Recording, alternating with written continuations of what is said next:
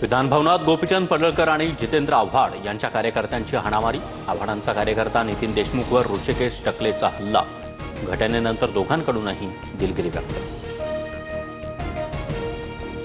विधानभवनात झालेल्या राडा प्रकरणामध्ये अत्यंत कडक कारवाई करणार। मुख्यमंत्री फडणवीसांच्या विनंतीनंतर विधानसभा अध्यक्ष राहुल नार्वेकरांचं आश्वासन। अहवाल प्राप्त झाल्यावर पुढील भूमिका स्पष्ट करणार। मला मारण्याचं प्लॅनिंग होतं। हाणामारी करणारे खुनातले मकोकामधील आरोपी।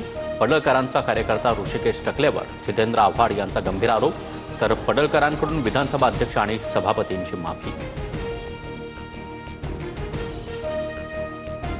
एकीकडे उद्धव ठाकरेंची एकनाथ शिंदेंसोबत शाब्दिक चकमक, तर दुसरीकडे फडणवीसांसोबत भेटीगाठींचा सिलसिला। 2 दिवसात ठाकरे आणि फडणवीसांमध्ये तिसरी भेट। सभापती दालनात अर्धा तास चर्चा। भ्रष्टाचाराचे आरोप कुणावर करता डेनो मोरियानं तोंड उघडल्यास कितीतरी लोकांचा मोर्या होईल। उपमुख्यमंत्री शिंदे ठाकरेंच्या शिवसेनेवर संतापले। एवढी नमखराम निर्लज्ज भ्रष्टनाथ व्यक्ती आयुष्यात पाहिली नाही। उद्धव ठाकरेंवर आरोप करताना लाज वाटली नाही का? आदित्य ठाकरेंचा एकनाथ शिंदेंवर घणाघात, थेट वादविवाद करण्याचा देखील चॅलेंज। हनी ट्रॅपचा मुद्दा विधानसभेत गाजला। भर सभागृहामध्ये नाना पटोलेंचा पेनड्राईव्ह बॉम्ब।